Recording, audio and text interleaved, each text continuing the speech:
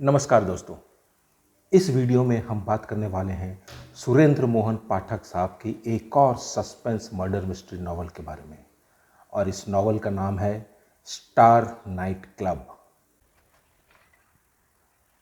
Star night club Sunil Kumar Chakravarti series का एक novel है, और इस नॉवल में सुनील के सामने ट्रिपल मर्डर का एक सनसनीखेज केस आता है, और इस मर्डर में शक की सुई इस नॉवल से जुड़े कई किरदार की ओर इशारा करते हैं। स्टार नाइट क्लब की शुरुआत भरी दोपहरी में सुनील को उसके अपने ही घर से बड़े ही नाटकीय अंदाज में बंदूक की नोक पर अगवा किया जाता है और उसे पेश किया जाता है सौदागर सिंह के सामने। सौदागर सिंह इस शहर का नामी गिरामी गुंडा है। उसके कई गैर कानूनी धंधे इस शहर में चलते हैं, और जब भी सौदागर सिंह पुलिस के लफड़े में फंसता था तो उसका वकील चावला बड़ी ही आसानी से, बड़े ही अपना दिमाग, शातिर दिमाग लगाकर सौदागर सिंह को साफ बचा ले जाता था। इन दोनों की बहुत जमती थी। अब वकील जो चावला है वो भी सौदागर सिंह के संगत में रहकर उसके रंग में रंगने लगा था। उसे भी सौदागर सिंह के सारे दांव पेच समझ में आ रहे थे कि सौदागर सिंह ये खेल कैसे खेलता है, और वो भी एक तरीके से इन सब गैर कानूनी कामों में माहिर होता जा रहा था, और वक्त आने पर वो इस खेल को बखूबी खेल सकता था। आज की तारीख में सौदागर सिंह के सारे गैर कानूनी धंधे बंद पड़े हुए हैं। एक ज़माने में सौदागर सिंह जो दहाड़ता हुआ शेर था, आज वो सुप्त अवस्था में है। इस वक्त उसके पास एक ही बिजनेस है, और वो है उसका स्टार नाइट क्लब, जिसे वो बिना किसी लफड़े के, बिना किसी टेंशन के चलाना चाहता है। अब इस सौदागर सिंह के जो पुराने गैर कानूनी बिजनेस हैं उसको बंद कराने के पीछे एक शख्स का हाथ है, और वो शख्स है दीनानाथ साहनी, जो इसी शहर का एक जाना माना बहुत ही रईस बिजनेसमैन है। दीनानाथ साहनी अपनी ढलती उम्र में समाज सेवा करने के लिए प्रोत्साहित हुए, और उन्होंने सौदागर सिंह के कई गैर कानूनी धंधों को बंद करवा दिया। इसी चक्कर में सौदागर सिंह दीनानाथ साहनी से खार खाए हुए था। दीनानाथ साहनी जितने कामयाब बिजनेसमैन थे, उतना ही उनके फैमिली लाइफ में लफड़े थे। उनकी फैमिली लाइफ एक ट्रेजेडी थी। वे खुद तो शराब, शबाब और जुए से काफ़ी दूर रहते थे। उनको इन सब चीज़ों से कोई शौक़ नहीं था, लेकिन उनके खुद के बेटे, बेटी और उनका दामाद इन सब चीज़ों में ही ज़िंदगी का सुख ढूंढते थे। जैसे कि उनका बड़ा बेटा प्रशांत, वो लड़कियों का रसिया था, और उनकी बेटी रचना, उसे तो सोसाइटी में ड्रिंक करने में कोई आपत्ति नहीं थी। वो तो बड़े बड़े पार्टीज़ में जाकर ड्रिंक करती थी, और अपने पैसे को तो वो पानी की तरह बहाती थी। और वहीं उन रचना का पति, उसे भी जुआ खेलने का बड़ा शौक़ था। बस एक छोटी बेटी उनकी थी जो इन सब चीज़ों से अभी तक बची हुई थी और दूर थी। अब दीनानाथ को शायद इन सब बातों का ज्ञान नहीं था, लेकिन सुनील जो दीनानाथ परिवार के करीब था, वो इन सब लोगों की रग रग से वाकिफ़ था। सौदागर सिंह जानता था कि सुनील कुमार चक्रवर्ती दीनानाथ साहनी का सलाहकार है, और सुनील ने अपने पेपर ब्लास्ट में दीनानाथ साहनी के प्रयासों को खुलकर छापा, बड़ी तारीफ भी की। इसीलिए सौदागर सिंह ने सुनील को अगवा करवाया था। अब सुनील सौदागर सिंह के सामने खड़ा हुआ है। सौदागर सिंह उसे समझाता है कि वो जाकर दीनानाथ साहनी को समझाए कि वो स्टार नाइट क्लब से दूर रहे, उसके ऊपर कोई कार्रवाई करने की ना सोचे, वरना सौदागर सिंह जो एक सोया हुआ शेर है, वो जाग जाएगा और इसका नतीजा दीनानाथ साहनी को भुगतना पड़ेगा। लेकिन सुनील तो सुनील है, कोई उसे हुक्म दे वो ये बर्दाश्त नहीं कर सकता। उसने बात सुनी अनसुनी कर दी और वो वहाँ से निकल आया। यहाँ से कहानी में एक नाटकीय मोड़ आता है, एक ड्रामेटिक टर्न। सुनील कुमार चक्रवर्ती जब अपने घर पहुँचता है और जैसे ही वो दरवाज़ा खोलता है चौंक जाता है। उसके सामने सोफे पर उसके पड़ोसी चावला वकील की लाश पड़ी हुई है। उसे समझ में नहीं आता कि ये लाश यहाँ आई कैसे। वो झटपट रमाकांत को फ़ोन करता है और रमाकांत दौड़ा दौड़ा वहाँ आता है और वो दोनों मिलकर लाश को उठाते हैं और वापस से चावला के घर में डालने का प्रयास करते हैं। और जैसे ही वो लाश को लेकर चावला के घर में एंट्री करते हैं, अचानक उनके ऊपर जैसे छत गिर गया हो और वो दोनों बेहोश हो जाते हैं। जब वे होश में आते हैं तो इधर उधर देखते हैं तो उन्हें चावला की लाश कहीं नज़र नहीं आती। वे उठकर अपने कमरे में आते हैं। सुनील और रमाकांत सुनील के कमरे में आते हैं तो वहाँ देखकर फिर वो चौंक जाते हैं। जिस लाश को वो चावला के घर में छोड़ने गए थे, वही लाश उसी तरीके से वापस सोफे पे रखी हुई है। इधर दीनानाथ साहनी के परिवार वाले, उनके बेटे बेटी और दामाद अपनी बुरी आदतों के कारण एकदम मजबूत हो गए थे। वे चाह कर भी अपनी बुरी आदतों को छोड़ नहीं सकते थे। उनको इनकी लत लग गई थी। ऐसे में उनकी ज़िंदगी सीधी राह पे तो चल नहीं सकती थी, उथल पुथल तो होना ही था। और जब सुनील ने चावला के मर्डर की छानबीन करनी शुरू की तो उसे आश्चर्य हुआ कि इस मर्डर के तार दीनानाथ साहनी के परिवार वालों से जाकर जुड़ते हैं और फिर एक के बाद एक 2 कत्ल और हो जाते हैं। कौन था ये कातिल या कौन थी वो कातिल जिसने ये 3 खून किए? और जब सुनील इन तीनों कत्ल के पीछे कातिल की तलाश में निकलता है तो उसकी भी जान पे आ बनती है, उसकी भी जान को खतरा हो जाता है। और अंत में सुनील जब कातिल के चेहरे से पर्दा गिराता है तो सब भौंचक्के रह जाते हैं। आखिर इस कारण भी कोई कत्ल कर सकता है, वो भी एक नहीं 3 कत्ल। जब एक इंसान को पैसे लुटाने की आदत लग जाती है, एक अय्याश ज़िंदगी जीने की लत लग जाती है और जब उसके पास पैसा नहीं होता है तब भी उसका मन फिर से उसी ज़िंदगी की तरफ आकर्षित होता है और उस ज़िंदगी को जीने के लिए लालायित होता है।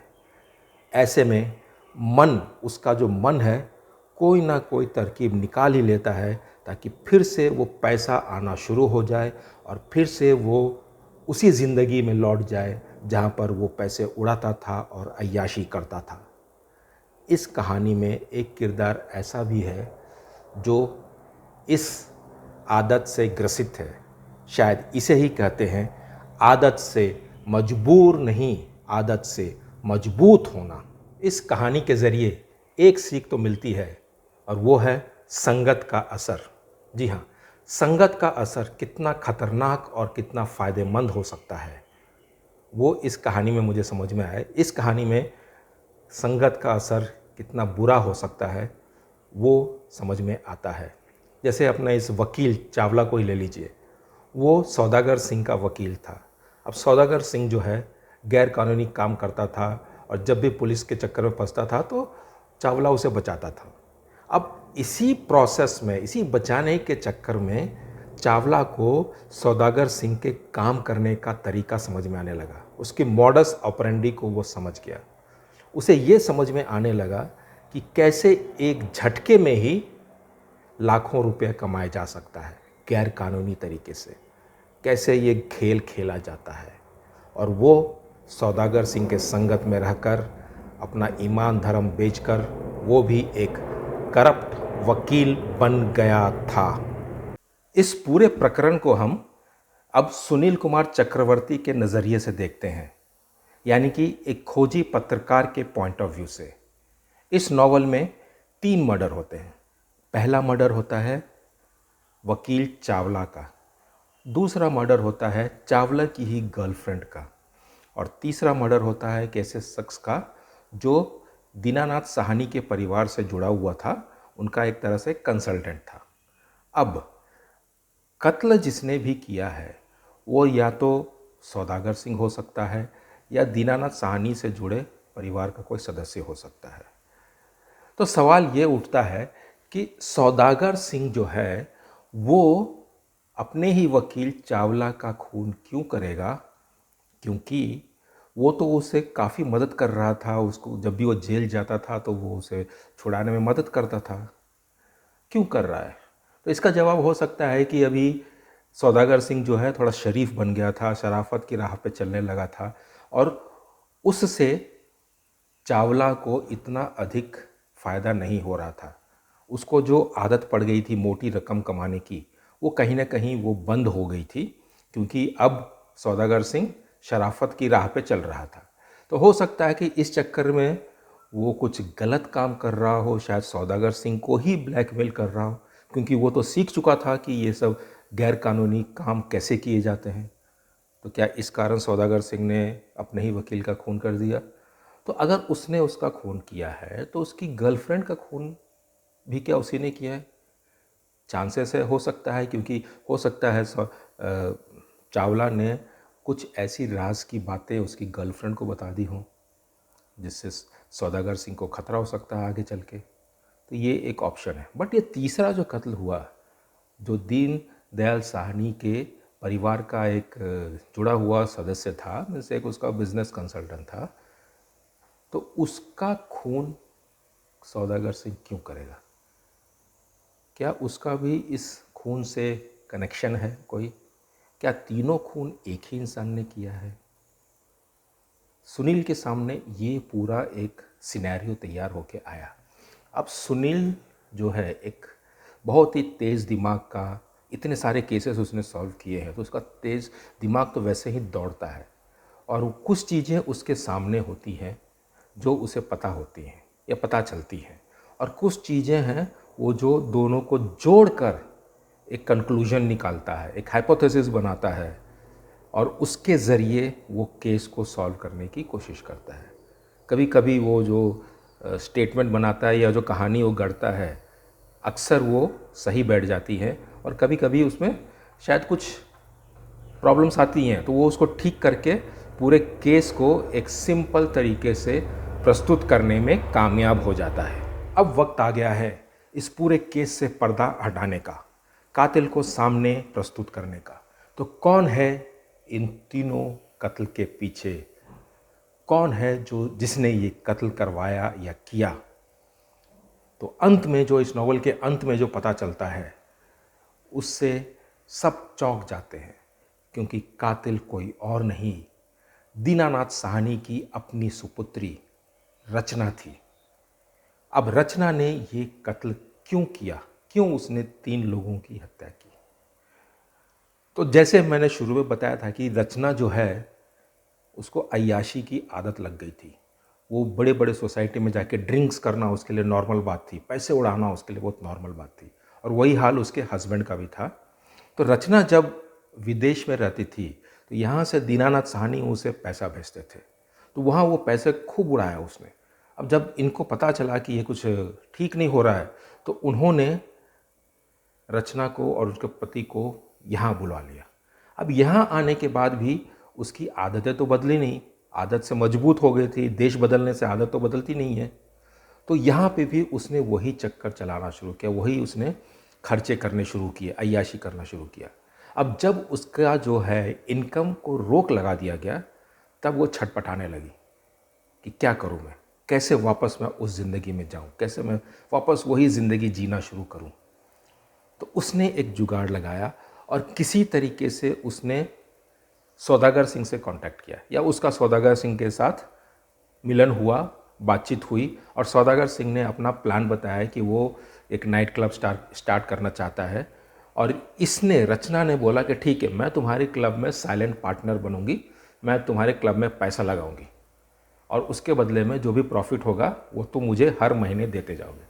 तो सौदागर सिंह को ये डील पसंद आई और उसने हाँ भर दी और उनका कॉन्ट्रैक्ट वगैरह हुआ और ये नाइट क्लब चालू हो गया और यहाँ से उसका इनकम आना शुरू हो गया। बट यहाँ पर चक्कर ये हुआ कि ये जो अपना चावला है वकील, उसकी नीयत में खोट आ गया। उसको आदत थी मोटी रकम कमाने की, जो सौदागर सिंह के केस में होता था।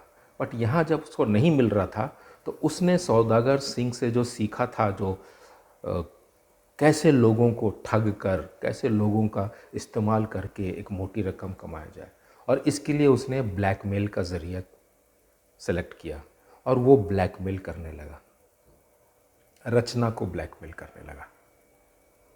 और जब पानी हद से ज़्यादा बढ़ गया तो रचना ने प्लान किया कि इसे रास्ते से हटा दिया जाए और उसने उस वकील का चावला का खून करवा दिया।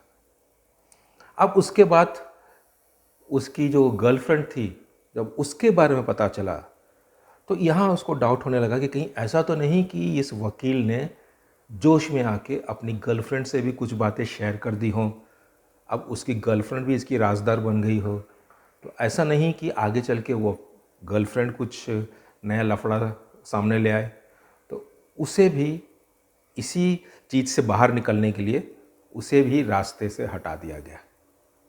अब जो तीसरा कत्ल हुआ तो वो एक इत्तेफाक ही हुआ कि जब रचना और उसका जो पार्टनर था वो डिस्कस कर रहे थे कि क्यों ये जो 2 मर्डर करने ज़रूरी हो गए थे, तो उस दौरान ये जो महाशय थे इन्होंने उन दोनों की बात सुन ली और अभी गर्मा गर्म ही रचना जो है इस चावला की गर्लफ्रेंड का मर्डर करके आई थी और इसने ये बातें सुन ली। अब इसको लगा कि ये मेरे लिए बहुत अच्छा मौका है, क्यों ना मैं अंदर जाके बोलूं कि मैंने सारी बातें सुन ली हैं और अगर मुझे कुछ पैसे नहीं दिए गए तो मैं ये बात जो है सबको बता दूंगा।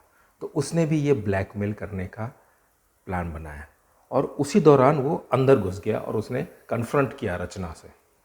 अब रचना को गुस्सा आया, उसके हाथ में तो पिस्टल थी ही उसके पास जिससे वो खून करके आई थी। अब उसका दिमाग खराब हो गया। ये जो महाशय थे उनको इतनी भी अक्ल नहीं थी, इनको इतना भी नहीं पता था कि अभी अभी खून करके आई है और ये उसी इमोशन में है।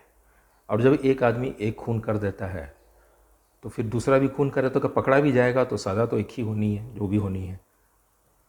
तो इसका फ़ायदा उठाकर रचना ने क्या किया, इमीडिएटली उसको भी उड़ा दिया।